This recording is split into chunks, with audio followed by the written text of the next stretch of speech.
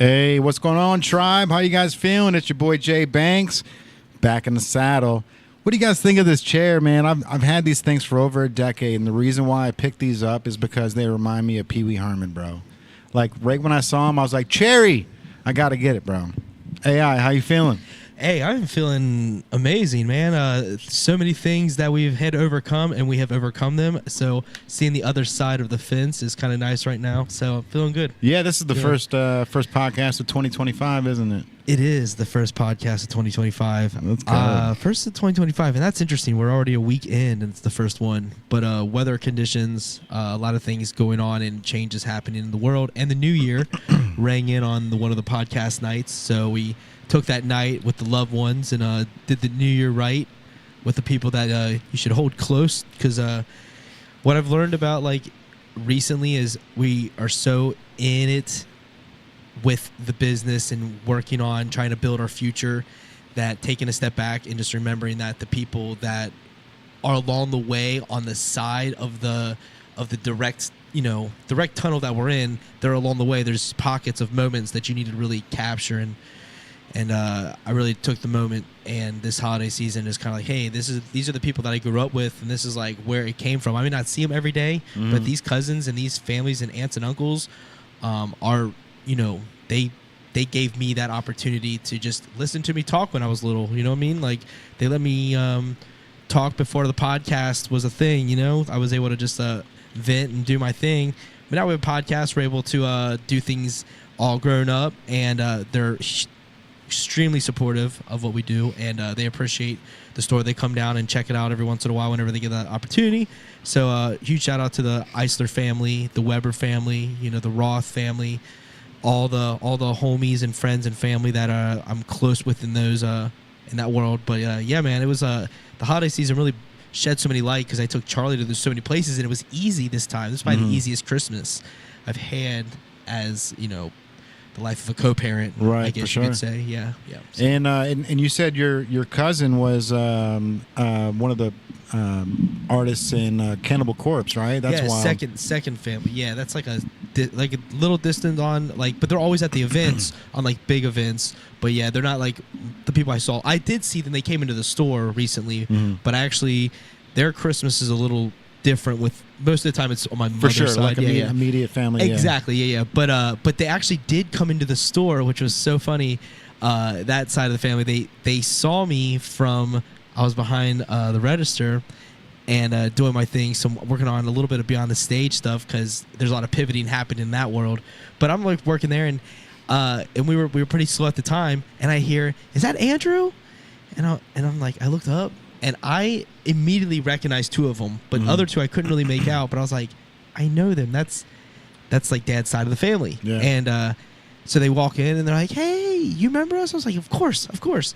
And then we kind of like just talked about, like, we mentioned him, Pat O'Brien, and who played guitar in Cannibal Corpse, and they kind of mentioned like just they knew that I had FaceTimed him and stuff like that, and that was our connection in that little moment. But yeah, it was a great time. They checked the store out. They went to the lab. I kind of talked about my my role and how the lab developed and everything, where it came from, and they got the history, and they got a history lesson about me at the same time, which I think was cool for them on a family level. For sure, yeah. They don't ever see me in that light, because when we're there, I've got I don't even have Charlie most of the time when those family events happen, because a lot of times she might be with her mom, and they haven't had a lot of opportunity to even see me in a dad light.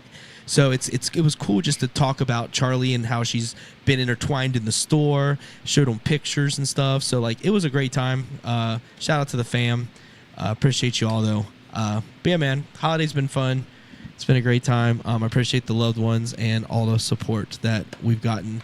And Beyond the Stage is coming at you later this month. There's a lot of updates for that as well, but that's bro. Yeah, so you were talking about this this crazy weather that we got, man. It's really shut the city down, and it's nice to take a minute and just step back and relax, right? Like, not have to stress out. Obviously people still are stressing out. You can't get food, you can't go to the grocery store. Things are closed. Can't get your car out of anything.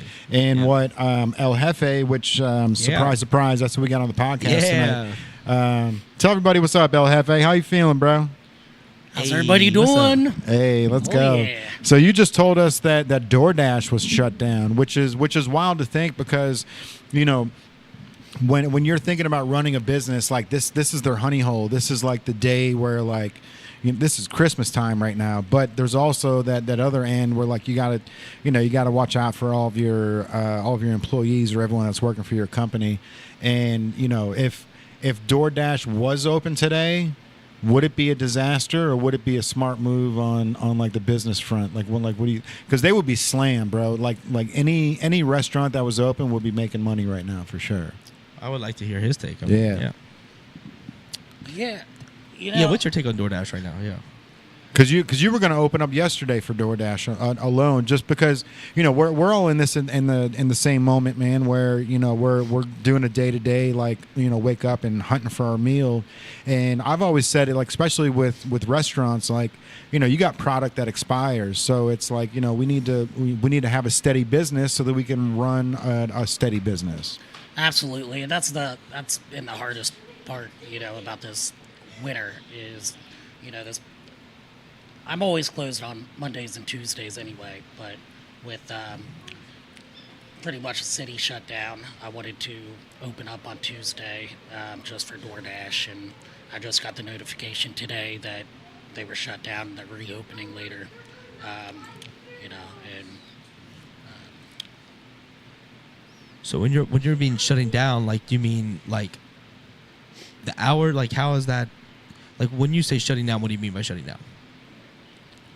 Like just for the evening, right? Just for the- like just yeah, like El Jefe's in general, or No. So, okay. So with DoorDash, when you're doing DoorDash, when they're shutting down, like for the day, whatever, where's your next thought going? Because obviously you're gonna pivot, right? So what is your pivoting? What's your next move if DoorDash isn't available? you know, really just try to hop online and, you know, get people that way, let them know that I'm still open, spread the word. The walking traffic. The walk-in traffic, correct. Do you get a lot of that in Covington? We do. Covington Yard's closed down right now, Mondays and Tuesdays. We open Wednesday through Sunday, so, you know, I would have just been open myself and then run the food out to the DoorDash drivers.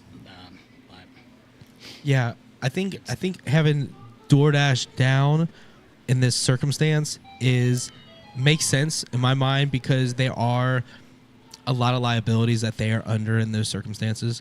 But for the business owner, obviously it's going to hurt on the sales front because people are stuck at home during the pandemic. That's when all the money was being made because of DoorDash. But now in a situation where your car can't actually get from A to B, I think DoorDash would be smart to have these companies that they should be able to rent out DoorDash cars or something along the lines that are more maybe weather effective. Maybe they do that kind of a thing. I don't know. There's some way that I'm sure DoorDash could make the winters more effective with. But I mean, that's a whole slippery hire slope. their employees as a full-time employee, right? Yeah.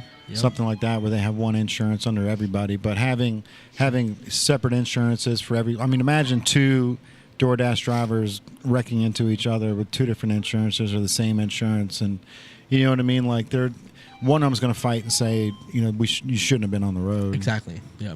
You're just. I mean, that's just how society works. But yeah. But as a business owner, though, yourself, like, what do you think the biggest hurdle has been going into this holiday season? Because obviously it's cold, and Covington Yard is an outdoor park, right? it is. It's primarily an outdoor facility. We do have an inside area with a full bar, garage doors, so it's warm in there. Something new that's open this year is the firehouse next door, and the firehouse is just really kind of like a speakeasy, extra room indoor that you can bring your family, you know, anywhere from 2 people, 1 person, up to 50 people. It's a real firehouse? It is the real firehouse. So it's the one behind the Covington Yard, right? Yes, Green Up Street. Man, I love that building, bro. Every time I drove past it, it reminds me of like Ghostbusters building from like New York. I've always said like, bro, like a Ghostbusters logo off the side of that would bring so much attention to that building. Yeah, that's Oh, cool. yeah. Yeah. So, I was right though about the lab. Nothing but kids in and out, in and out, in and out, in and out. How are you guys? Hello, how are you guys doing? Oh, we're actually in the middle of a podcast. You're more than welcome to take photos of the podcast if you want, though. Yeah. But yeah, man, I think that really understanding like your demographic and where to hey, we'll take a picture. That's cool. Hey. People coming in. We're open. Newport on the Levee, Native on the Levee. We're it's cold outside. There's lots of snow. Traveling is a challenge for many, and we actually parking's easy though. Parking's easy. That's the thing. Parking's easy. So, always easy here. Always easy. So come down, Newport on the Levee, say what's up, and we're here. But we have Jefe, and he's. Yeah, tell us about your restaurant, bro. Because you're telling us about everyone else's restaurant down there, and I want to know more about these Cubanos that you're selling, man. Because you know, Cubanos are if you do sell Cubanos, it's one of those things where like people will gravitate towards you, especially like, you know, they'll give you the first shot to make sure that the bread is the right bread and it's nice and crispy and it's got just amount, you know, the right amount of mustard or whatever they put on there, bro. But like, you know, do you think you've nailed it? Like, I mean, you've gotten to the point where you've had a food truck and now you've got a physical location. Yeah, so I was part of a Cuban concept about 8-10 years ago here in Cincinnati, and you know, we had the most authentic Cuban sandwich at the time. Going on a decade, let's go. On a decade. We shut down in 2018. It's always been my passion to reopen something along those lines of a Cuban-American fusion. You know, I actually get the bread shipped from Miami, and it comes up here to a local baker. I call them anytime I need bread, and they have it ready for me within the hour. Nice. That's awesome. Yeah, so it's, you know, by far the freshest, best Cuban bread in the tri-state. You know, but like I said, it's all about the bread. Oh yeah. You know, just if you think of a Reuben sandwich on white bread, is that a true, authentic German Reuben? Mm-hmm. It's got to be on that marble rye. Right. Same kind of thing with the Cuban sandwich. It's got to be on that authentic Cuban bread. Mm-hmm. You know, a lot of places in the Midwest try to get away with using French bread. It's a good substitution, but it's not what a Cuban sandwich is made of. For sure. You know, the second part is the pork. You have to have that marinated mojo pork, roasted perfectly. The ham, it can't be a smoked ham. It's, you know, thinly sliced. The Swiss cheese is imported Swiss. You know, it's very nutty and creamy. I make my own in-house spicy brown mustard aioli, which is really, really good. I put it on both sides of the bread, top and bottom. That's the trick, man. And, you know, the other most important thing are the pickles. Mm-hmm. I get my pickles from Excel out in North Bend, Ohio. Some of the best pickles I've ever had. Nice. It truly is a game changer when you have a good pickle. It is, man. You know, there's something to like the crunchy and softness, man. And it's like the older you get, the more you realize that, like, you know, adding something crunchy on the top of something soft gives, like, it does something to the dopamine of your brain, right? Where it's, you know, I can't even explain it, man. But it's like the more, like, as I get older, the more things that I'm realizing that I love. It has to do with, you know, a steak is great, but a steak is even better when it's Pittsburgh style for me, right? Or if it's got like a gorgonzola crust on top or something that you know, or the like the onion straws, like something that, you know, gives it just a little bit of crunch to the texture, bro. Absolutely. And I mean, you know, something in Cuban culture is the potato sticks, and they put potato sticks on pretty much everything. Oh yeah. You know, so I have a off menu. I have a Philly cheesesteak and white American cheese, 8 ounces of steak, potato sticks. Man, I'm starving, bro. Is this place open today? Let's go. I can be. Let's do it. Right? Let's do it. That's what I've heard, man. I've heard you have that mentality, bro, where Yes. you're just ready to go get it, man. And that's where you have to be, and especially, when you're going from a food truck to an establishment where you got seating, it's a scary jump, right? Because food truck you can move anywhere, right? You can go to where the business is or where the people are, but when you have a physical location, they have to come to you. Right. You know what I mean? So it's one of those things where it's a scary jump, but it's one of those that's necessary to get to the next point. In life or in any game, it's the same. Like, you just want to keep excelling. You just want to keep proving yourself. And after a decade, man, being able to get a spot, especially in the Covington Yard, bro. The Covington Yard is like a spot on its own where, if you want a Cuban and if the wife wants a hot dog, she can go to a different spot and get something different. But you can all hang out right there, and it's you can bring like animals too, right? Yeah, it's dog friendly, cat friendly. Bro, yeah. As long as they have to be on the leash, though. Yeah. But any animal that's on a leash. Have you seen cats down there on leashes? I have. I've seen cat on a leash? A cat on the leash, yeah. We've been waiting for one on the levee. Yeah. Where's this cat on the leash on the levee? Right. Bring one down if you're watching. We're actually looking for a cat on a leash hanging out at the levee. I should have took video of that one that was just licking itself sitting on the couch over there, but the lady was like on its face. So I didn't want to do that. But I don't know. I've been really waiting for the cat on the leash. That's the only time I've seen a cat down here, but they're allowed. Yeah, they're allowed. On a leash. Bring one on in. I'll hook them up with a free Cuban sandwich over at Covington Yard. Let's go. Yeah, man. So I do want to ask one thing that since we've been kind of working together now, doing our thing, kind of like taking the marketing thing with you and trying to implement some ideas that I've kind of come up with over the years. And one thing I've learned is, like, to Jay's word, how go-getter you are. And you're so adamant about what the next step is to further your brand that you're bringing someone in from, my side of the fence or my side of thinking, and you've been very open to it, and to where I've been like, all right, like, this is awesome. Like, we've got something flowing. There's flow. Where did that mentality come from, that you understand the flow and like understand that like momentum is a real thing? Because just because it's a slow season doesn't mean it has to be a slow season, right? We talked about pop-up season. Right, yeah. And I mean, I remember the first time we sat down and we talked, and you said, how's business been? I said, man, it's a slow season. You said, the slow season? There's no slow season. Everybody has to eat. I said, well, for us, it's a slow season because nobody wants to be outside. You said, well, if they don't want to come to you, you got to go to them. Let's do a Jefe food tour.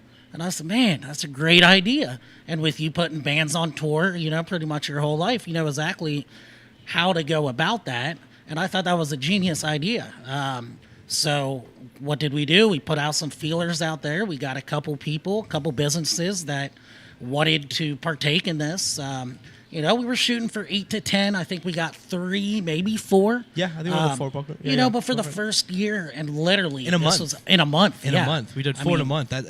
8 for a year is the goal, but 4 in a month is pretty incredible. I mean, on a numbers standpoint, if you really think about it, Absolutely. 4 in a month is pretty incredible. So, definitely kudos to you for taking that on. And but I mean, thank you for the compliment as well. I appreciate the kind words. And we're in it to win it, man. We're in it. We believe in each other and what we're. The vision, we kind of talked, and then we connected, and now we're sitting here doing a podcast. Yeah, which is a great feeling.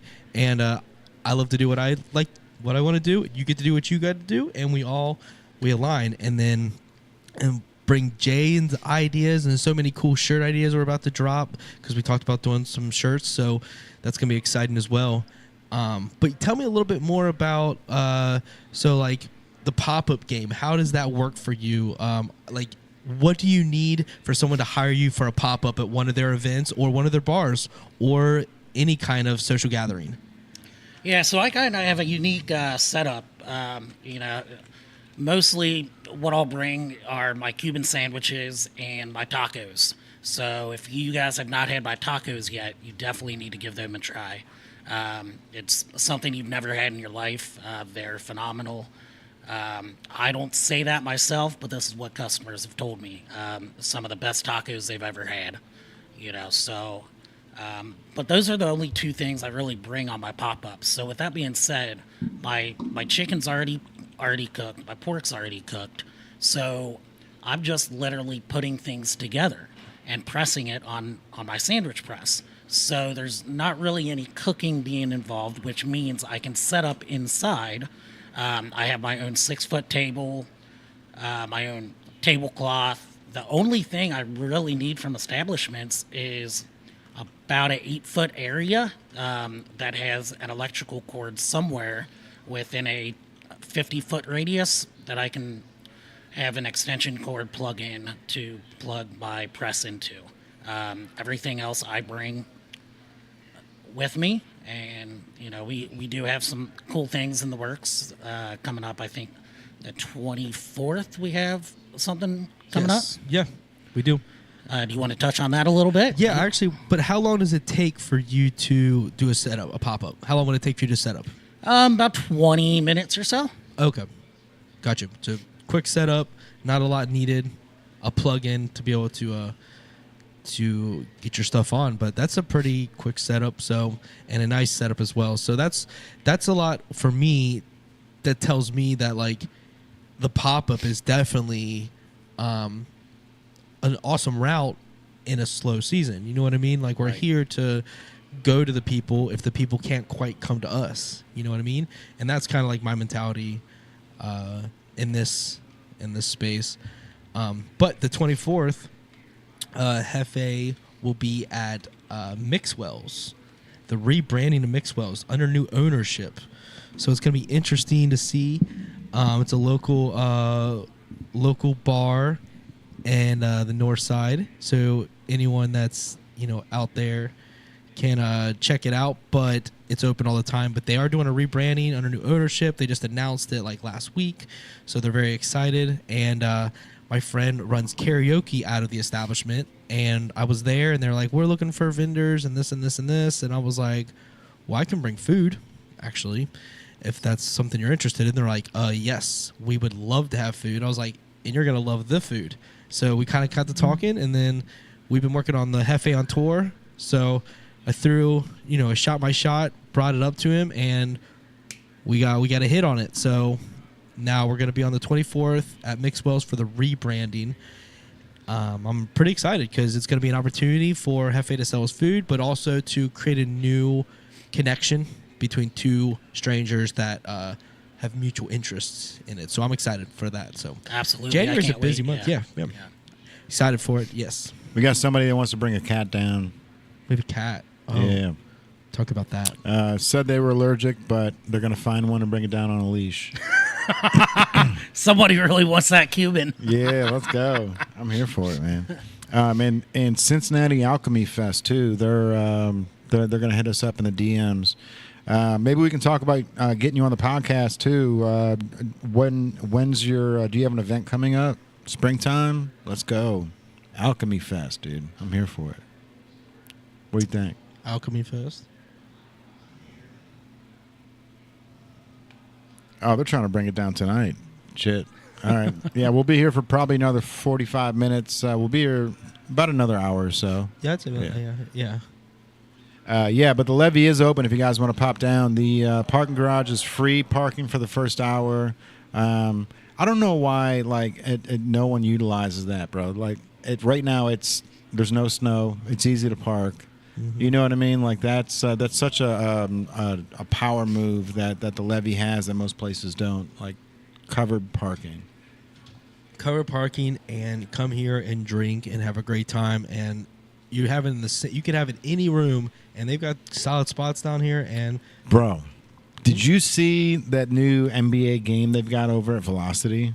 No. Holy cow! It's like a 2025 version of NBA Jam. It's got it's like either a 2-on-2 or a 3-on-3 game, but it looks dead on NBA Jam how it's played.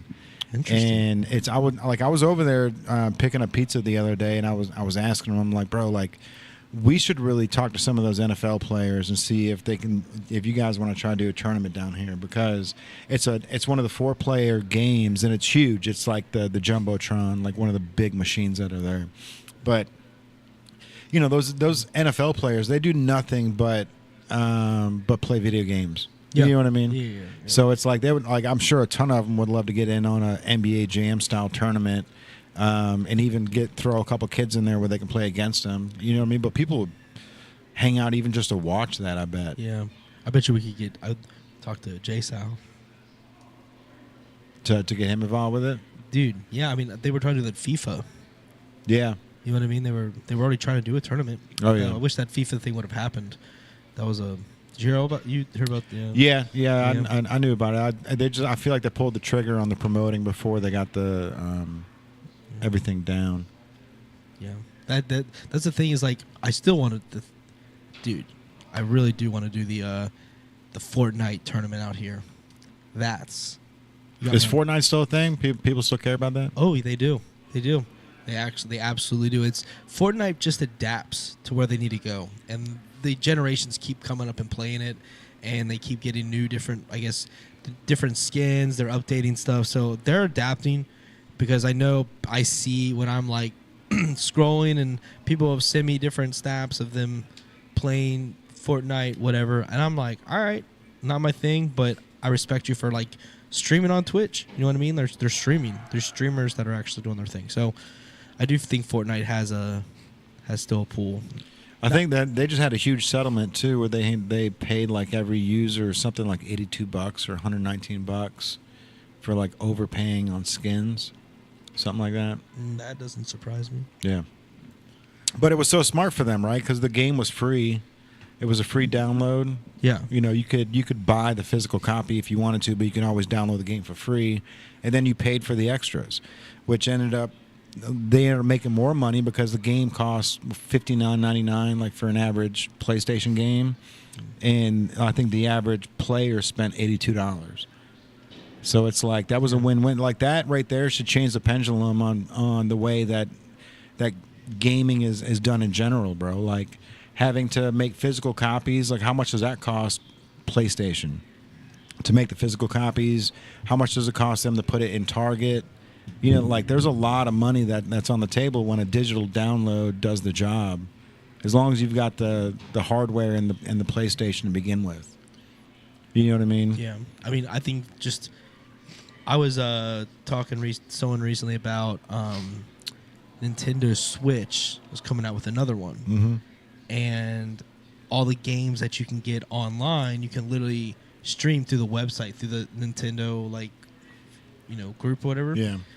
I guess their own version of the fan page or whatever, and Patreon or whatever. But so they allow all these games like Nintendo, like Mario 64 and all the older games, and you can put on the Switch plus the Switch games. So I wish they would add like Mega Man. They didn't. They don't have that. But that whole place is how it should be. Yeah. I really think it should be. Everything streamed. The days of having the discs long gone. That's just for antique. Yeah. That's for fans that are like buying the old school just because they're trying to be a collector. That's not because if you buy a GameCube and it breaks, you have to find another person to sell you a GameCube. Mm-hmm. You can't just like go to the store real quick and on Target shelves. Right. It's not like that anymore. So I mean, think of it this way: like, at what point do these games have so much memory stored on it that you can't even put it on a disc? You know what I mean? Like how much there's games that came out for the PlayStation 2 that had 2 discs on it because one disc wouldn't hold all the memory. Like I'm sure they've upgraded like the discs, but at what point or at what cost does it to have a terabyte disc hold the game? You know what I mean? Or what games can't come out because they're so intricate that they can't put it on a DVD. Like I've never thought of that. Is that possible? Are there games where they're like, we've got to cut this down just to get it on this? Well, they don't have to worry about that anymore. With digital or with? Well, with digital, yeah. I mean, they don't. I mean, at one point they had they had to cut things down to fit in the disc. That was so like that Cyberpunk 2072 or whatever that 23 whatever that game was. It was called Cyberpunk. It was Cyberpunk in a year. But when that game came out, everyone had like glitching errors and like I think they recalled the whole game. I don't know if like that could be what we're talking about. I don't know. I'm not. I'm a Nintendo 64, Nintendo Super Nintendo type of mentality, bro. Once it got past 64 gigs, I lost track. Know what I mean? Yep. I'm Nintendo all day. That's why the Switch raised my attention. Is because when I was talking to this person at the store, actually at the desk, just about the Nintendo Switch, they were just telling me the news and whatnot. And I'm like, I wonder if I can get Mega Man 64. That'd be awesome because that game like has unfinished business. Right? Yeah. One of those things. So, but otherwise, I can get Nintendo 64 in the game, and I found both online. But if I get on Switch, that'd be cool because I think it'd be worth it. I think Charlie would enjoy. Oh, for sure. Something like that, and we could enjoy it together. So is it like a monthly fee or is it just like a hack? It's a yearly fee to get the other games. It's like $50 for a year, and which is nothing. $5 a month. Yeah, not bad at all. Yeah. But Mega Man doesn't come on that. All the other games come on like Wave Rider, like on like the jet skis and stuff, and Mario's and all that. Do you have to pay a full year? Can you do like monthly? I think it's a monthly thing too, but I think it's a full year's $50. It's probably less. $7.99 a month, if not. But yeah. Nintendo offers that, but it'd be worth it if you have a Switch. You know what I mean? For sure. Like, so I was thinking about that after this holiday season wrapped up and everything was covered, and just something for Charlie because I think she would enjoy it, and it would take away from the YouTube stuff, and I could get educational games on the Switch. For sure. And she wouldn't know. She'd be more excited on that than the iPad she ever was. So like, I've really been thinking about it, but I was like, but how can I enjoy it when she's not playing it? By getting back to Mega the old Man. school stuff. Yeah, that's my thought process. Because like the new games is all, but I'm not really like. I'm not a big gamer, dude. I'm just not. It's not really like when I was younger, like RuneScape and those games were fun. But like once I discovered music, it was like it's like putting Woody on the shelf, like kind of a thing. That's kind of how it feels for me. And I never rekindled any of it. I still have RuneScape on my phone, mobile, but that was a pandemic fun. While I have a kid, like having a kid stuck at home in the pandemic, playing RuneScape on your phone it was a nostalgic thing. But like as an actual video game, Rocket League is fun, but my Xbox broke, sadly. But the Ring of Death, bro. I don't know what happened, but it's not working, and the Switch is kind of on my mind. I was thinking about it over Christmas. I was like, what could I do for both of us that we could both get something out of? Because I didn't buy anything for myself at all. Yeah. It's all. This year was the year of Barbies. Man, Barbies.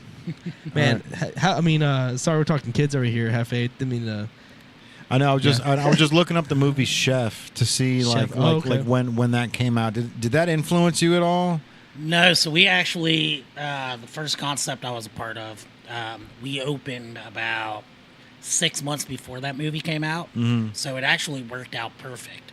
For sure, dude. Yeah. So it was perfect timing, and it really helped us out too when that happened. So, but that movie's incredible, man. The fact that like Jon Favreau goes from like making something like Swingers to getting as in depth as like Iron Man, but then still dropping back and doing like a simple movie like Chef, which was incredible, bro. It's just like it hit so many points that people don't realize when it comes to like owning a business or being a chef in a restaurant that somebody else owns, and everything's just on your shoulders and it's not your business. You know what I mean? And it's like, well, fuck it. If it's going to be on my shoulders anyways, I'm just going to go and buy this, used fucking truck, and I'm going to try doing it myself.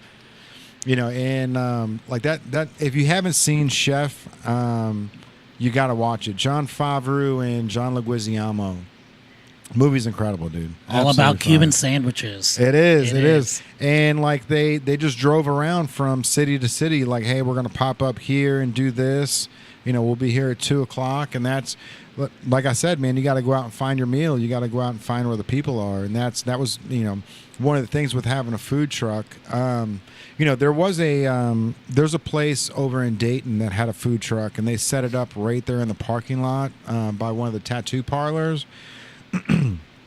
And they did phenomenal, dude. There was a line out, and out to the sidewalk every day that they were open, and I think just seeing that line was what made everybody want to go there. You know what I mean? Because then they ended up getting a storefront, just 3 doors down from where their trailer was, or their taco truck was, and they're struggling to do business. Same tacos, same owners, same everything. Now they just have a spot for you to sit down and eat your meal, and they were struggling to keep that open. So it's almost like the grittiness of the taco truck is what gets you to that point. You know what I mean? And you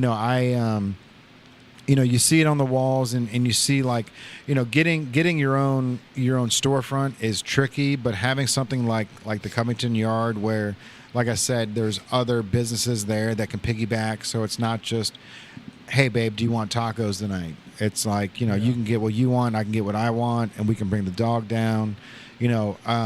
So being able to have places like that aren't just single storefronts anymore are incredible, dude, because storefronts are tough, man, especially in small cities, because you got to depend on that city to patron you, at least once a week, you know what I mean? And you have to have enough people in that city to do it 7 times a week.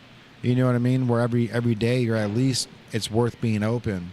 Exactly. And that's where, Andrew and I went and saw a place in Covington over in Main Strasse. This guy was dying to get a native brand over there. They had a brand new building. They were going to give us a brand new build out, whatever we wanted. But we turned it down because it was like, look, the first month we'll do great.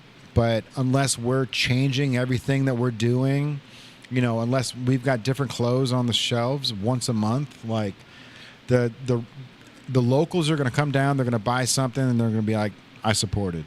You know what I mean? But then it's going to be our due diligence to get people outside of Covington into the store. And it's just like, being in a place like the Levee or being in a place like the Covington Yard, where it's almost like a meeting ground, where you're not the main focus, but come try this. You know what I mean? That's the same thing here, bro. It's like, we're not the main focus of the Levee, but since you're here, stop in and see what we got. Exactly. You know what I mean? Absolutely. And that was, one of the biggest things when I opened up in February over at Covington Yard.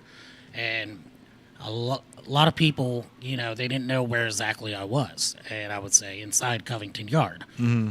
They would come in and, man, I thought this was a bar. I never knew there was food options here. Right. This is a pretty cool concept. I've drove by this 1,000,000 times, and all I see are containers. We never ventured in. Right. So, I think this next year is going to be crazy busy for us. We have awesome food as well in the other 2 pods. You guys do movie night down there too, right? We do. We do summer movie nights. It's usually on a Wednesday or a Thursday. Dope. Just depends. Movies under the stars. It's a good time. Yeah, that's awesome, man. I drove past and saw you guys playing a movie, and it's just like, damn, I want to be there. Yeah, it's a good time, especially in the summertime. All right. So, Andrew, what's going on with Beyond the Stage, bro? Because you got a lot of new updates going on with that. I know you've been playing chess. You've been moving parts around, trying to figure out where to land and what's happening. Did you get it all figured out? I did, actually, just like 5 minutes ago. All right. Actually, like literally. So we are transitioning to like a new phase, I guess you could call it, a new chapter, where we were doing events every month at Madison Theater, Madison Live in Covington, and we're going to continue to do those on a show-to-show basis. So if the show makes sense to do a Madison Live event, we're going to bring the artist there, do the full interview, the live stream, the whole 9 yards. They were a great time. We did 15 of them. Our final one was back in December with Increment. But yeah, we've made our way from Madison Live, and we're expanding the Beyond the Stage universe, is what I call it, to Radio Artifact. Urban Artifact. We are now doing events at Radio Artifact. I'm sure you're familiar with Urban Artifact beer. Same place, just inside the location. There's a music venue, and connecting with Devin Brooks. He's been amazing in the process. We're going to bring the show to Radio Artifact in a different format. So we're calling it Beyond the Stage Sessions instead of Beyond the Stage Live. So there's different avenues that we're going to be doing this. But we're doing interviews, and we just confirmed, and we're announcing now, even though I don't have the flyers completed because I said 5 minutes ago, literally. I'm not that fast. Yeah, right. But the sessions will be Charlie John, who was going to play this Friday. We were going to have him this Friday, but we have to reschedule weather and some extra, tidbits. But Charlie John is performing January 31st with our boy Jordan Frank. Hey, let's go. Jordan Frank will be fresh off the boat. Yes, fresh off his cruise. So Jordan Frank and Charlie John at Radio Artifact on January 31st for the very Nick Ellis first in the building. For the very first Beyond the Stage sessions, which I'm excited about. Get some interviews, get some content, and yeah, man, I'm really excited about what's to come. We're gonna launch a new interview series. We're gonna start doing some athletes. Beyond the Stage Sports is coming. We've announced it, but we haven't really come out with the game plan to the universe just yet. But we do have it announced. Gonna get some athletes. Gonna do some Beyond the Stage foodies. We're gonna do, which I'd love to get an interview with you, Jefe. Absolutely. Yeah, man. I'm excited to see what's to come with everything and mixing Beyond the Stage with Native and all the sponsors. We're doing sponsor videos here soon, covering what all the sponsors do, their role in Beyond the Stage as well. So we're doing that. Myself, Mike Heffron, and John G. Ferrari are all, diving in and making the most of this opportunity to hold a media event journalism company. It's brand new, and we've been at it for a year and a half, and I feel like we just started. So that's what's going on. The box office interviews will continue. I'm about to drop an E the Prophet, actually. Shout out to E the Prophet. He's going to be dropped at some point. We're going to drop the interview with him. So we've done that. We've got Levi from Miss May I. We're going to do OKT998. We're going to drop his interview soon. So there's a lot happening, actually. More than as I say it, there's just more. Right. Yeah. But it's word vomit unless you understand. But it's it's so much happening. The best part about it, man, is you've gone through a full year of figuring things out, and it's like after the year, it's like, all right, now how do we trim the fat? You know what I mean? Yeah. It's just like everything. Yeah, exactly. And like I said, like there's so many words coming out, so many things are happening, but all of it happens simultaneously, and all we're doing is giving some artists their shine. Going to move into sports. We're going to give some chefs their opportunity to talk about what they do beyond the stage. All the world's a stage, and their kitchen is a stage. What are they doing to stay focused as a chef? Because it's an extremely challenging industry. So what are they doing to go beyond the kitchen, kind of a thing, beyond and Jefe's beyond the pod. You know what I mean? Like kind of thing. Like where are you at as a chef? And then mixing that with how you handle your marketing, your campaigning, and just there's so much to this life. So try to bring it beyond the stage. 2025 is in full swing. We are expanding fast. And shout out to Leaf and Limb. I actually sold a plant. Actually. That's a huge win at the last Beyond the Stage on the 19th of December with Increment and Sauce Boy K. Sauce Boy K was on Beyond the Stage. He was the art vendor. So shout out to Sauce Boy K. He's killing it. He's killing it. He's in New York right now looking for a spot to do a fashion show. Yeah, he's killing it. But at the end of the event, some people came up because I have plants on stage. Someone's like, I want to buy the one with the lights on it because I put Christmas lights on it. It was perfect for like Christmas and whatnot. So Christmas lights were there, and like I want the one with the lights on. I was like, well, the lights don't come with it. They're like, no, we want the plant. I was like how much? And it was a $55 plant. I was like 60, 55, somewhere along those lines. I checked it, 55, and they're like, because I have a $60 plant as well. There's plants like they're not. That's a good deal, man. Yeah. I know too much about plants now because of Kaylin. Yeah. $55 for a plant that's sitting next to a chair that's over two. It's probably over 2 feet tall, right? Most this of the ones one you was bring about a foot and a half to 2 feet. But like let's say like this. This one was about this tall. It was like a bushy plant, but it was wide. It was pretty bushy to put lights in it. It was like a ball. But yeah, I was like 55. And he's like, love it. I want it right here. So we took a photo. It was a cool moment. Yeah. But it was a great moment for me because we've gone through all those Beyond the Stages, and I hadn't sold one yet. Right. I had a cactus on the stage one time. I always have these hanging plants. I've never sold one. I have these little cards, so you can scan the back of the card. It would take you to our social media, so the cards stay in the plant after they're back in leaf and limb, so we can do cross marketing. Right, for sure. But yeah, I actually sold a plant. One went home. Shout out to the buyer of that. That was amazing. So thank you for that. Yeah. Plus, you don't have to throw it back in the car, bring it back here. Yeah. Give it back to leaf and limb. It'd be nice to just like every time we do a pop up. It's like we want to come home with no clothes. Yep. You know what I mean? Like that'd be Right. the same thing as like you'd love to be able to come home like with no plants. Exactly. Every single time. Like where I'm gonna go. Like which two do you want to bring down, and then you'd be able to sell them. Which It's a take genius idea. We noticed it outside when Leaf and Limb first got here 4 years ago. Like it was like a light bulb going off in my head. Like holy cow, dude! Like once you get these people drunk, they want plants. You know what I mean? It's sort of like if there was a plant shop in the Covington Yard, you guys would probably kill it. Oh yeah. Oh yeah. You know what I mean? Like little succulents, like out. Yeah. 100%. Yeah. I don't agree. I mean, they do make. I always say we're jamming with the living because the plants are a part of the show, and it really has brought a lot to it, and it's like a cherry on top. After all these different events that we've done for a year and a half, we started Kobe Bryant Day, 8/24/2023, and then on December 19th, 2024, we did a 15th event, and to sell a plant after all that time, quite a cherry on top. Speaking of the food reference. But yeah, man, thanks for the Beyond the Stage soapbox. I love to get an opportunity to talk about what myself, Mike Heffron, and John G. Ferrari do, because it's from nothing to something, and here we are. You know what I mean? And we got sponsors. People are looking to sponsor it, and we're really trying to add sponsors to make it bigger. So we're talking to a few more, and just going to hopefully take from here because we're doing so much different content. We're gonna do reels. We're gonna bring back value to every sponsor.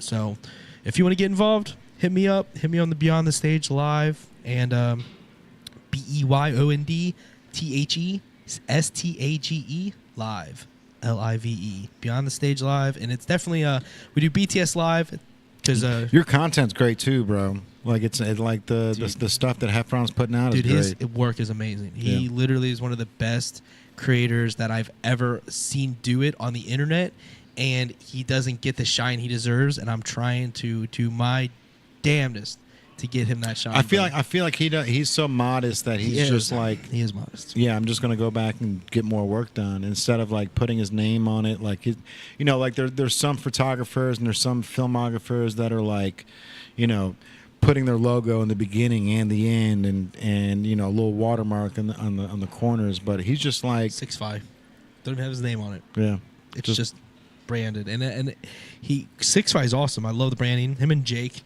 they crush it. They've been a huge part of the box office interviews, which I've talked about that before. Huge shout out to Levi Benton. He came into the store and showed the family the store. We talked about the interview. Yeah. Huge shout out to Levi for sure. But yeah, so definitely appreciate what Mike does, and he does it so humbly, and he's excellent to work with. So huge shout out to him. Huge shout out to John G. Ferrari for all the work he's put in and on the project management he's done, his innovative ideas, his effective work ethic. We just keep it reeled in. We just got to be in the room, and that's all that matters, really. Like, when we get in the room, magic can happen, and I think that's amazing to work with people that you respect, just as much as I respect Jay, you, and Jefe, just as much. All the people that are around me are incredible humans and doing stuff that's amazing and using my talents for the best that they can be used, I believe, and here we are. 2025 has begun, guys. Yes, sir, man. Appreciate you. So by the end of 2025, where do you want to see the Native brand? What's the because it obviously and here's facts that a lot of people don't know. Shopping has gotten to a point where if it's weekends only, you'll still get people popping in and window shopping and picking up a thing here, a thing there. But just like Gary Vee's been saying on his on his social media for the past 6 months, man, like, the shopping industry is different, and you've got to pivot.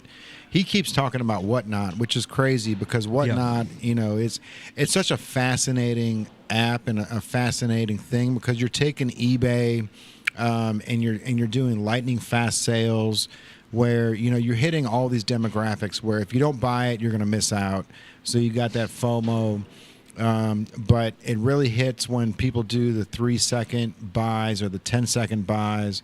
So it's like, how do we go on Whatnot as an up and coming street brand that nobody knows about, and get the prices that we're asking, because the clothes that we print on are expensive. It's not like we're doing $1.80 Gildans that we can sell them for $7 and still recoup our money. Like, you know what I mean? Yeah. Like the shirt alone is $7. So the DTG on top of that is adding more to it. But in the 12-month span, we're gonna have to figure out a way to get more eyeballs on the brand without people going and physically shopping. Like that's what I see for it. But like by next Christmas, where's your vision at? Are you behind the counter here? Do you have a backpack? Are you traveling from city to city stocking vending machines? That's it. I think by the end of 2025, I think vending machine 1 must be landed. That's the goal. Vending machine 1 is the goal. That's regardless if multiple happen in that same time, just one landing vending machine that we can physically touch is goals. I think the biggest goal, because regardless of who is filling the vending machine, I think getting them, you get 1, get to 2, and then we get them multiple cities, and then money, not only money, but like the brand brings in like new eyes, fresh money, like we say, but fresh ideas, because it's being put out in a place that people can, like, they're everyday walking by it. Eventually that person's going to be like, hey, I need to step over there. And enough of those, I think, stirs up enough smoke. Just putting a vending machine where we can't be there and it's there all the time goes the furthest. And I really am here for the vending machine idea, the vision, always down for it. Filling vending machines, that's a whole different ball game. That's about timing, whatnot. But I do see more of us going towards furthering the brand through like the influencer outlets, building it with new like lids and other like manufacturers, and trying to go the bigger route with that. That's what I see the native logo being in every lid store. They're doing these the local section is growing. You know what I mean? So like I step in lids any opportunity I get. So like the lids around here, the local spot's growing. The lids in every city, the local spot's growing. So like why couldn't we be a part of that growth? So I think the lids thing is another angle. So those two places, I think a lot of my time, and then more adding on to the lab and the store dynamic, and adding new creative scavenger hunts, fun stuff that people are really thinking. They ask for it all the time too. Yeah, I think scavenger hunts are a big part of that. I think the branding of like adding those missing clues might be something we should definitely dive into. Not everyone would understand that, but there are clues that are incomplete, untapped yet. Yep. So there's stuff like that I think that I really think my head is at for it. But that's grander. Obviously, we want to focus online. The whatnot is a immediate action. But overall totality of 2025, a landing of vending machine 1, and a meeting with lids and opening that door would be a big thing. If you had your choice, would it be going to lids to pitch the hats, or would it be to start the vending machine and then have more ammo vending machine first to get to lids? Vending machine is number 1 in my personal opinion. Vending machine is 1A. Lids is 1B. For sure. Yeah. Yeah, and They're both one. For sure. I was just going to say, I also think simultaneously it could work because, at the end of the day, we've probably I can look up what we sold, but we're probably at about 14 to 15,000 hats sold at this point. Just between me, you, and Tyrell, it's not like we're campaigning this thing. It's not like we're got Facebook ads that we're shooting out there. Oh, yeah. This is like handshake sales. So that that definitely means something. So doing the handshake sales and then telling them, hey, we've got hat vending machines on the way. That we plan on doing these hat vending machines just how McDonald's does their businesses. You know what I mean? Like we want one to pop up in every city, and it can coordinate. Or like a Chipotle. Chipotle is a better example because they every Chipotle is different. Did you know that they're all built to mimic the city that they're in? Okay, yeah. So like ones in like Arizona will have Arizona feel. You know what I mean? But just being able to look at it that way, where it's like if we can just build this thing out as a business franchise where, hey, we're opening up in Texas, but there's literally barely any overhead. You know what I mean? Other than electricity, the and then the upfront cost to keep just the space. Yeah, it's a percentage of sales, and at the moment it'll be us filling them. Yeah, and CVG, perfect spot. Oh, bro, that's not that. By December, that's what I want to do. I want 3 vending machines in 3 different cities, where I can just do layovers and pop in, fill it up, hop on the plane, I'd love to land in Seattle, fill it up, land in Chicago, fill it up, definitely, and then be back here by dinner. 100%. Yeah, all down for that. Mm-hmm. I would do it 100%. I'd be all in for that. But I just want to see vending machine 1 land. Proof of concept, bro. It's got to make it a reality. Vending machine 1. Mm-hmm. Yeah, and I'm pushing for it by mid-March, man. I really want to be able to have a hat vending machine somewhere in Cincinnati before opening day. Yeah, that's the ultimate goal. That is the ultimate goal. So if you guys are watching, if you guys want to invest in something, we got some ideas. We got some plans. There are plans. All right, El Jefe, December 2025. Where are you at, bro? What's going on? What's the end of the year looking like, my friend? December 2025. Yeah. Man. We just got with them in December, so now you're looking at what was your next December looking like? Right. Like, you've already had a summer through the Covington Yard, right? You've already had it. Now, if you could trim the fat, figure out like what worked, what didn't, double down on this. If we can add this, like what's the ultimate goal to get you to like December 2025, where you're just, it's just a happy moment where you're like, this is exactly where I need to be in 2025. Well, I mean, my whole goal with starting this is really just to save enough money to get a pull behind trailer. I don't want to do a food truck. If something breaks down on that food truck, you're paying $5,000-$6,000 for a diesel mechanic to look at it, depending on what, and I have a truck now, so I just need a trailer, a small trailer, and I'm building out a crew for Covington Yard. I have 2 solid employees. They'll be coming back in about end of February. Have them laid off right now, and then by December, hopefully have that trailer up and running, and I can be having two things simultaneously. Open. Exactly, and long goal is I would love to have Cuban vending machines as well. So, that could be something we talk about on a partnership. It's Cuban sandwiches and hats, man, and shirts. For sure. Everybody's on the fly now, man. If you can make a pizza in a vending machine, you can make anything, dude. They got burgers now. Do they? Yeah. At Lawrenceburg Casino. Shut up. They got a burger machine. That's crazy. Yeah, we'll have to go out there sometime. Check it out. I'm down, man. Yeah. You know what's crazy? Actually, I heard. I probably shouldn't put this out there, but I do think they fixed it now. So Hollywood Casino in Lawrenceburg, you were able to take your EBT card, throw it in one of the ATMs, and pull cash out. Really? Yeah.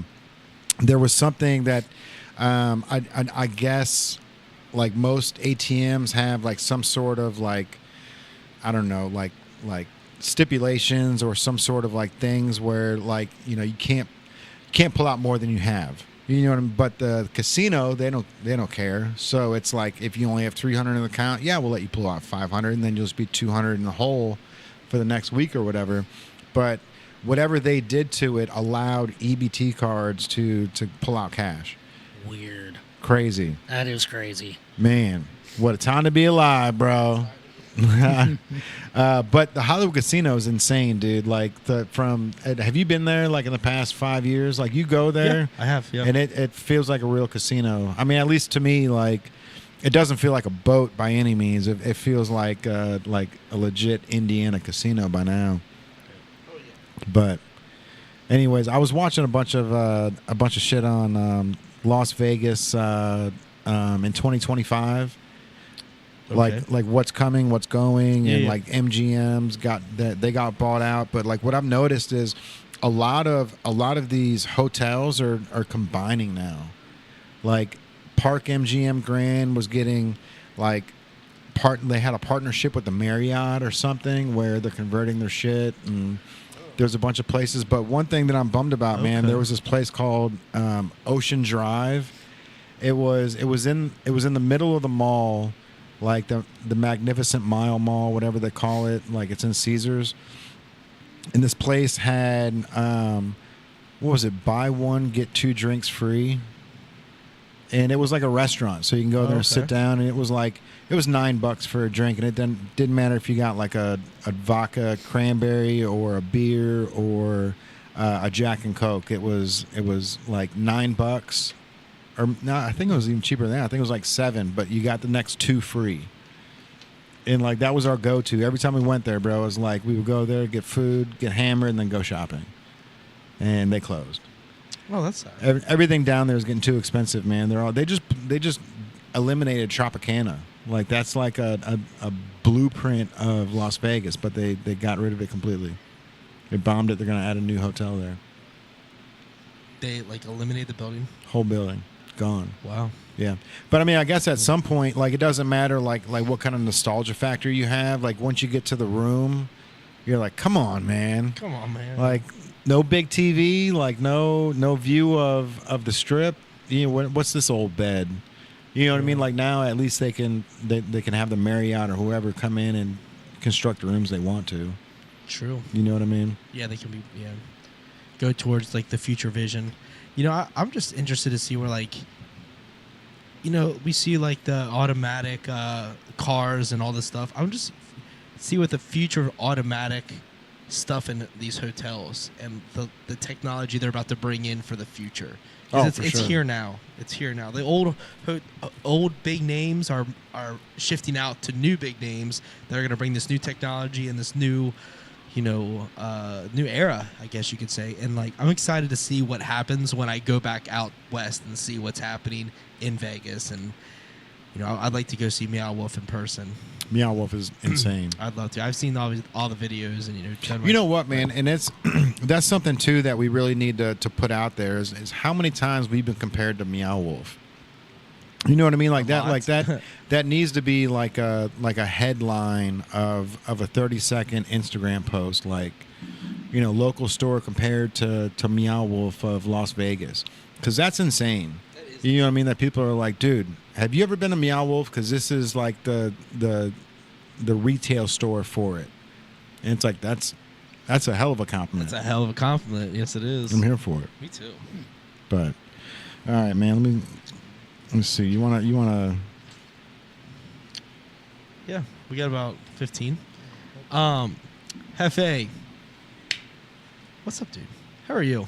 How are you feeling right now? I'm good, buddy. How are you? Dude, I'm feeling great. We talk about so many things on the PowWow. Obviously, you've watched it online before, and so what's it feel like being on the couch? What's it feel like being a guest? And what's your perspective on, where while you're on the couch because you've got stuff to promote. And how you feeling? Feeling good, man. I was a little nervous at first, a little stage fright, I guess. And people hearing their voice in their heads, man, they, like my wife actually asked me, we were watching a Joe Rogan podcast, and Mr. Beast couldn't put the cans on because he was like, I can't hear myself, like it's freaking me out. And Kaylin was like, does that bug you? And I'm like sitting there thinking about it, and I'm like maybe it did. I don't remember it now, but I'm like I can't do the podcast without him. No, like, either, I mean, I could, but we just end up talking over each other because when you hear your own voice, people shut up. You know what I mean? It's like when there's two voices going right into your ear, you might as well have two people talking right into your ear, where it doesn't work that way. Yeah, and there's no over talking. You just can't do that. Right. So, but it happens all the time, dude. People come in here and they're nervous for the first 2 minutes, but by the end of it, that they're grabbing the microphone and they're all situated, and we got to adjust the camera because now they're all hunkered in and having a good time. But yeah, bro, is this the first podcast that you've done? This is, man. This is. Andrew said that I should look at doing a YouTube channel. You should, bro, for sure. Especially, since you got, you claim that you got the best Cuban this side of Cuba, bro. Right. So right. you got something like that. You definitely got to show it off, and like we were saying, it's not just about the bread itself, but how you cook the meat. You got to make sure that meat's tender and doing things. So filming all that, showing that, hey, like, the meat that you're getting tomorrow, like I'm starting today. Right. You know what I mean? And like, well, this it is would be 2 days. It's got to marinate for 24 hours. Let's go. All right. Then it's got to cook for 12 to 14 hours. So. Okay, so marinate for a full 24. There's no shortcutting it. That's no the shortcut. shit. All right. And so do you have like a spit or something, or do you use one of these ghost kitchens that are around here to cook everything? No, I cook everything inside that pod, man. People ask me all the time, why don't you have some authentic Cuban dishes besides your Cuban sandwich? And I don't have the room. I just got such a small area, and I got to cook everything in there, very small. So I got to be smart with what I have on the menu. I'm gonna put a couple things out and make sure they're all 10s instead of having a bunch of things out and having them all 7s, bro. For Absolutely. Sure. And before I put anything out on the menu, I always let the crew at Covington Yard try the food first. They're my test kitchen. Oh yeah. And if they like it, they love it, then that's one is special for that day, that week, that month, and that's where I can get creative and start doing a little different things, black beans and rice, ropa bavilla, those kind of things. Yeah, so, nice, bro. All right, I can't wait for this place to be open, bro. And so you guys are opening like late February, which is right around, the opening day is what, the end of March? Like March 31st, April 4th, like right around that last week, first month of April. Well, opening day is, but you're opening before, They're opening in February. No, he's open. Yeah, I've been open. So I opened in February of 2024. But Covington Yard isn't opening again until February. Are you guys open now? Yeah, we're open. Oh shit! Sorry, bro. I'm over here throwing false info. No, you're good, man. We're closed on Mondays and Tuesdays. Open Wednesday through Sunday. You were talking about the staff coming back. Yes, in February. but That's the where I got staff. So right now I'm just running it, solo. For sure, solo dolo. When when I have a pop up, unfortunately, I close down at the yard so I can take care of the pop up. The Bengals versus Steelers that got flexed. I had a pop up scheduled Saturday at LaRue Bowling in Highland Heights. Oh shit! Oh man, LaRue kills it. I'm sure. Yeah, they are awesome. The owners over there, super awesome people, and that's old school bowling still, right? It is old school bowling. Yeah. No food. I mean, they got some hot dogs and pretzels, but fries or whatever. Yeah, just like the non. The concession food. Right. And actually, February 15th, if you guys are familiar with Erie Excursions, they used to do the ghost tours at Bobby Mackey's, and Bobby Mackey's shut down. So LaRue supposedly is one of the hauntedest bowling alleys in America. So February 15th, Erie Excursions is coming out there, and they're holding a ghost night. Oh, cool. Whatever it's called. And so I'll be out of town. I would be there, want to pop up, but I'll be out of town. So, yeah, man, that's a good spot to have to have Cubans too, man. A place like a bowling alley that you're there, you're having bowling 3 games, getting drunk. It's like now I just need a fucking sandwich, bro. Let's go. Yep. Chris Brock is tuning in. Hey, Chris Brock in the building. Hey, shout out Chris Brock. Next Tuesday, we'll have him on the podcast. He is the owner of AI for Business and Life. Change the name. I love it. I love the whole change. Yeah, got to. This wine's got me bubbly, bro. Dude, there's a gnat over here too that's loving this wine as much as I do. He's been following you all night. Man, he's been after us. Yeah. Yeah, I feel like what's the guy from Charlie Brown, the dusty one? Oh, Lionel. Yeah, that's funny. Good call, bro. I got you. Yeah. Recall on that one. Yeah. So how did you get started in the food industry, bro? What brought you to wanting to like even start Cubans or to start cooking in general? Honestly, man, it was when I was probably about 14, getting ready to start my first job, and my mom made a comment. None of my kids will ever work in the food industry, and oh shit. So I kind of all right. So my first job was at Arby's. And she hated it. Okay. Yeah, I got fired. Took a little longer break than I was supposed to, but and then I went and worked at a Hubert Company for a little bit, and the factory, and I knew factories weren't for me. I mean, I was 16 at the time. I wanted to talk to people, and so got out of that. Went and worked at a place called Bistro Burger out in Harrison, and I was there for 3 years. It was kind of like a Burger King concept, except his own version. Went away to college. Every time I came back, I would pick up hours with him. Came back from college one weekend, and he was shut down, closed. Didn't know what happened. So went back to college, became a kitchen manager at Damon's Steakhouse, and I just really loved being in that atmosphere. Oh, yeah. Cooking good food, seeing people smile, and good food makes people happy, bro. It does, man. You can come in, be the worst person in the world, screaming, cussing at you, where's my effing food? And then next thing you know, you got your food, you're coming back up. Holy cow, that was the best damn Cuban I ever had. Yeah. Those tacos were killer, or that steak when I was at Damon's, that steak was absolutely killer. Yeah. I don't even think there's a Damon's Steakhouse anymore around. Maybe one. I don't know. Are you guys familiar with Damon's Steakhouse? No. It was a big thing in the 90s, All 2000s. So I fell in love, man, and got out of college and came back to Cincinnati and started working at BJ's Brew House.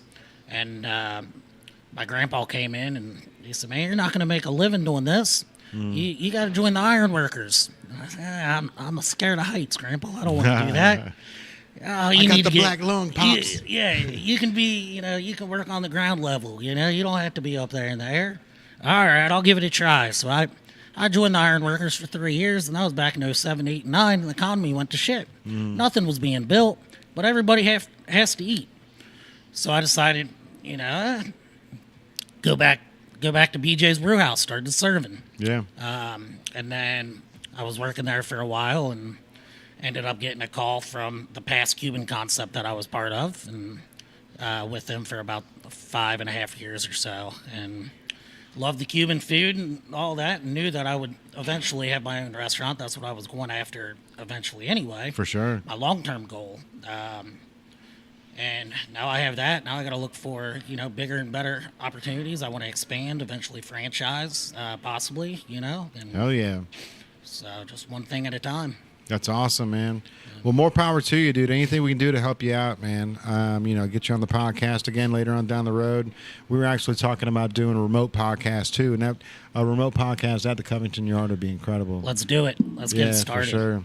Yeah, it would be not only beneficial for us, but I think it would shed light to let people know how easy it is to have a good time there and just go there. Because I think a lot of people may feel like that's not their place. They don't really feel comfortable going into it because it's a unique area. You know what I mean? And you have to, once you're comfortable with a new place where you walk up, you can park across the street, but people are like anxious with city parking, and there's so many dynamics that I'm sure at play, and you can see it daily, But I'd love to do a mobile podcast and just sit down there, and as people come in the park, maybe do it in the summertime or when it's warmer, and people coming in, and they might be able to say hi to the camera, and that'd be cool. You know what I mean? That interview people as they walk in, and heck yeah, absolutely. So.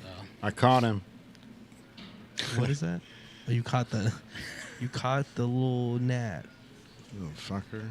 That is interesting. He caught himself. Now he's ruining my drink, bro.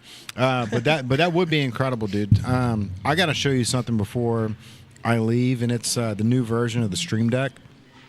So they've got a new version of this, and then they've got an attachment piece underneath that has an XLR attachment, bro. So you can literally plug. We wouldn't need this. It's a little attachment piece underneath the Elgato Stream Deck. You plug it in. You can have two XLRs out. So we can have two mics, and then we can just bring this little thing down and run the whole podcast off the computer. Well, that's nice. Yeah. Yeah. And Elgato products aren't expensive, man. This one here was like $99. I think the attachment piece was $119, but you do got to buy a new top piece because this one won't modify to the second piece. But definitely incredible, bro. Being able to do a remote podcast with something as simple as that. Now if we're only doing one camera, we really don't need like the whole Elgato Stream Deck. Like this thing here is great for multiple cameras. We can pop through different cameras, and you can put a folder on here for sound effects, stuff like that. Like, something happens, you can hit a little button, and you hear like Will Ferrell go, "What the fuck just happened?" You know what I mean? But it's really not that, like, we only use it just for like all of our cameras that we have, so it's really not that necessary. But there's a whole lot of stuff that we can utilize in this that we never mess with. Oh yeah, I mean, I think the Stream Deck is a lifesaver. I think it really brings a dynamic that it's definitely missed when we do the remote podcast and don't use it. Yeah, for sure. I was kind of thinking about as this football season just ends, and our beloved Bengals are not seeing the postseason. I'm trying to bring back sports talk. You need to, bro. Try to bring back sports talk. We're on a little hiatus. We cut off at episode 118 for the end of the NBA championship, which was our last episode, which is still alive. Hey, he's a little drunk. He's gonna be hammered, bro. He's a survivor. He will make it.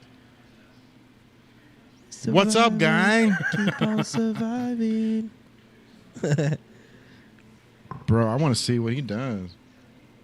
I'm just. Oh, he's just gonna drink it right off my finger. More wine on the chair. Yep.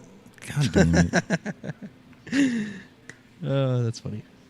All right, I got a pet gnat now. There's no way he's gonna survive, right? He looks like he's a survivor. It's drying up. He's getting dry. He's definitely running now. Yeah, he's about to go. Any update on that cat on a leash? She said not tonight. All right. And another podcast with no cat on a leash. What you gonna do? One of these days. One of these days. Right. But yeah, man. Fly on, Flea. I am excited for what's to come for 2025. I'm excited to have you, Jefe, as a part of our tribe now, and appreciate you, Jay, for everything that we're doing, working hard, working smart, and just trying to make the most of this life. So this great life, it's upon us, and it's time to make the most of everything we've worked up to. For the store has been open. We've been on the levee. Jay's been on the levee 5 years. I've been a part of it with him for 5 years now, as December was the first time we got really working together. 5 years doing this. The store's 3.5 years in. In May, it'll be 4 years, which is wild to think about. 4 years at Native on the Levee, officially inside this location in May will be quite a feat. Yeah, I gotta get ahead of the ball on those things, man. It was like December 20th, and I was like, "Fuck, our 5-year was yesterday." Yeah, you know what I mean. I'm just waking up every day hunting for my meal, bro. Right. You know what I mean. You forget the day to day until you look at the memories on the phone. You're like, "Oh shit." Yeah, it's a time. 5 years ago is when I opened this up. Right, and time is human construct. We're like, you're trying to figure out these different things when really it's just continuously going, and we're just movement throughout, the span that we can work in. You know what I mean? Like we work in this allotted hours, and then you sleep and you get up and you go back at it. And getting lost in the day to day, like you said, is human reality. And but looking back is good. Smelling the flowers and realizing you've come a long way. And even though it's about a half a decade, it's a significant amount of time, and it's a much different Native brand that was before the 5 years started. Sure is, bro. You know what I mean? Sure. So I'm here for it, man. I'm ready for the next 5 years. Let's go. Yeah. All right, everybody. I think it's going to wrap up another episode of the PowWow. If they want to get a hold of El Jefe, how do they get a hold of you, bro? Facebook, Instagram, or eljefescubanos@gmail.com. There we go. All right, everybody. It's your boy Jay Banks. AI. All right. Appreciate you guys for tuning in. Thank you, guys. River Green Cocktails, One Heart Medical, always helping us out. They've got a new office building in Northern Kentucky now. Nice. So Nice. if you are trying to get your medical marijuana license, you can DM one of us or go to oneheartmedical.com. And speak with one of them. They can set you up. They have a new building right over there in Northern Kentucky. So, all right, everybody. Love you guys. I'm going to go grab something to eat. We've been talking about Cubanos all day. Right. I can't take it anymore. Feeling it. Appreciate y'all. Happy New Year, and we're on to the next. Yes, sir. Happy New Year. Later. Later.